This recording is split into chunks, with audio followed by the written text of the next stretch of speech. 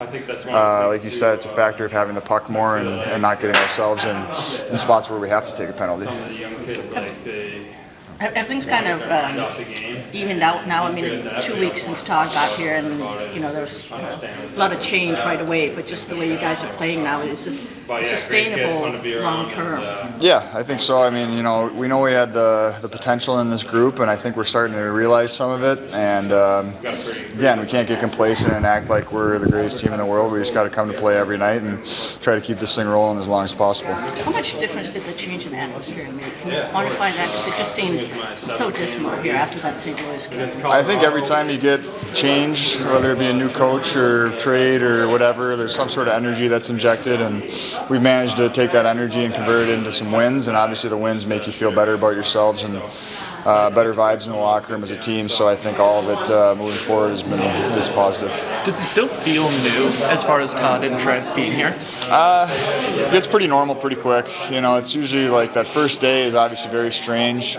Second day is a little bit more normal, and then honestly from there you're kind of like, this is just what it is. And we live in our profession is a ever-changing sort of deal. There's a very fluid situation all the time, whether it be guys, personnel, coaches. So we're kind of used to it. It's straight games, you've either outshot the opponent or it's been even games. Does it kind of feel that way too during games, that you're dictating the play and that you have the puck most of the time? Yeah, we really like the way that we've been playing, and there's still things that we have to clean up in our game, obviously, but we're possessing the puck and controlling the play a lot better.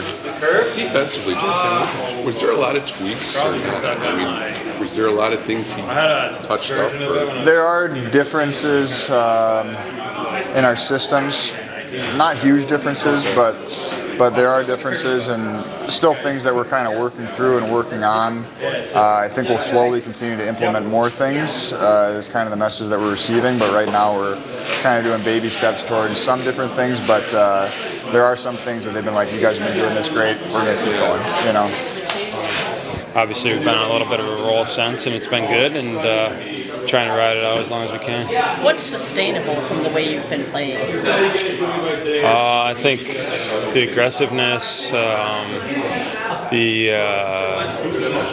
ability to not sit back in the game, to keep pressing. I think that's one of the things that's really changed. I think I don't want to say we're afraid of making mistakes before, but now we're playing with more aggression, so we put ourselves in better positions to have more time and space, or be on the forecheck, or be in their end where you can't make as many mistakes, right? So, and I think that was a great example in the second period when we really took over that game. Our first period wasn't the best last night, but our second period we really took it to them, rolled the lines, and one after another had shift after shift. So I think that's how we can kind of take over games and sustain that, right? But Todd mentioned last night he doesn't even think you guys have had a full, consistent 60-minute effort yet. It's encouraging that you've been winning in spite of that, and that as that comes, there's I think it's tough to do that in this league, right?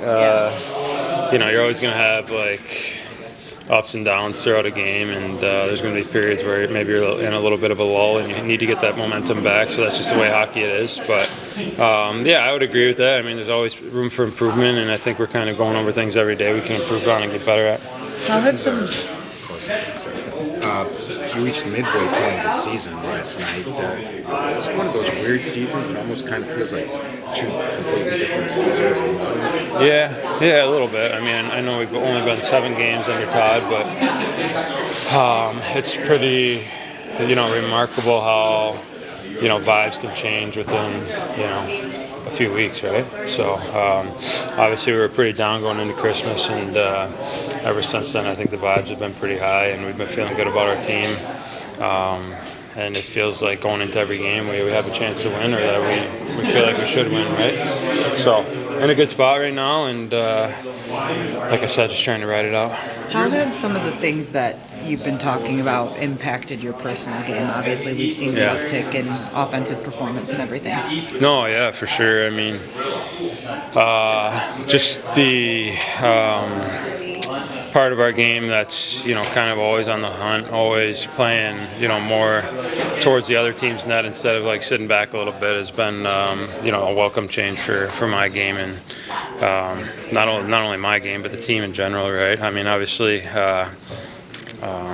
the chemistry with the Brinkett and Kopp has been really good too for a while, and we've been playing well. We probably feel like we can produce a little bit more, but we've been getting chances and playing well in that regard. So try to keep pushing forward, and like I said, keep playing aggressive. I think that's a big part of our reason for success right now. What's made Kopp such a good fit between you guys? Good two-way center, very smart player. His willingness to go to the net. I think that's all good things in a center that, Kat and I have had success with in the past. So, he's been really good both ways, and making little plays too, like getting in on the forecheck, tipping pucks to the point where we can, get that possession back and try and make plays off that. So, he's been great. How was the drive down today? Quicker Better than last night. yesterday. A little tougher for a California guy than he remembers, so. Was that a little bit of an adjustment? Well, I thought I was back in Saskatchewan, but didn't take long to get it back. Todd, when you look at this team, how much do you evaluate just post-Christmas versus the whole first half? That's really hard for me to do from a distance. It's not even fair. We may have changed some things. They may have dealt with things differently, and there's no right way or wrong way.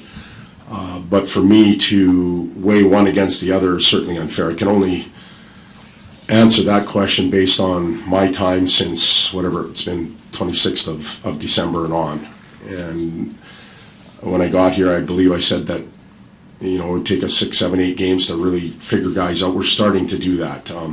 We're having discussions now in the coach's room. Actually, we were just talking about a player, and are we seeing it now? I'm asking, are we seeing this right? Is this really who he is? And well, no, he's been better in this area, or that's who he is.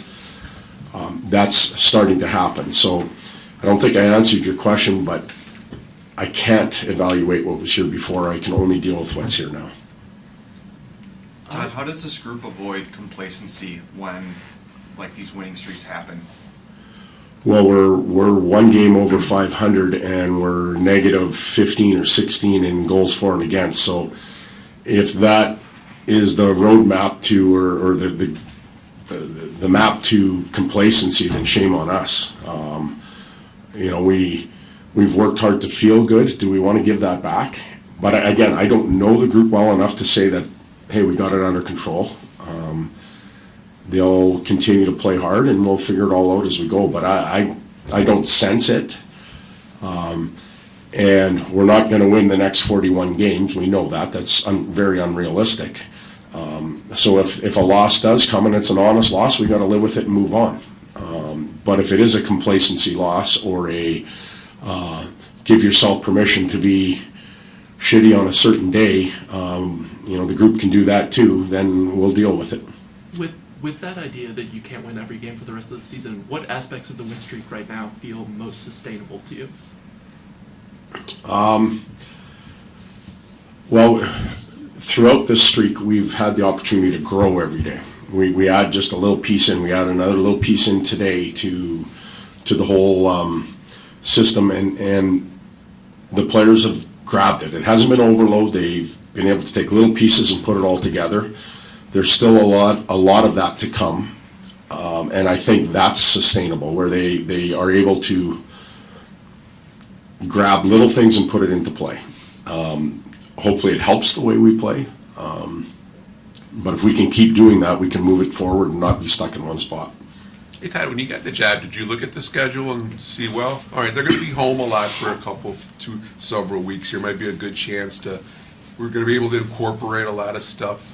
I mean, did you take a look at it? I looked at the schedule for a couple reasons. I'd never been out east. It was always a Western Conference travel scenario where you pack your bags and you're gone for 7 or 10 days. So I had to and still have to flip my mind on, the number of practices, the type of fatigue the team might be in.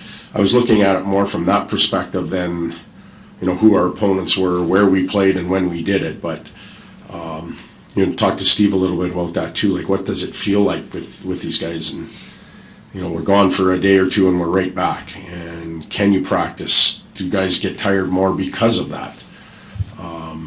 Sometimes it's, when we're in LA or Edmonton or San Jose, we take off and we're gone for 10 days. You do get tired and you miss home and you want to be home with your family, but sometimes you do get some rest on the road. I don't know if that exists out here. I have to figure that out. Not many power plays against the last few games, none last night. Is it more a product of you've got the puck and you're on offense more, or is it discipline, or what's leading to that? I think it's a combination of having the puck and being the attacking team. It's also being a little more positionally sound and quicker to jobs. Then you can check properly, and staying ahead in line changes.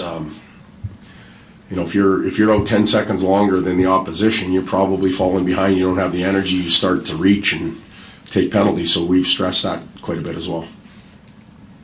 I saw the line looked like he was out there before the practice. Any further update on him? Skating today, that's certainly a good sign. So obviously, if he can do that, he's going to be getting a lot closer. He won't play tomorrow.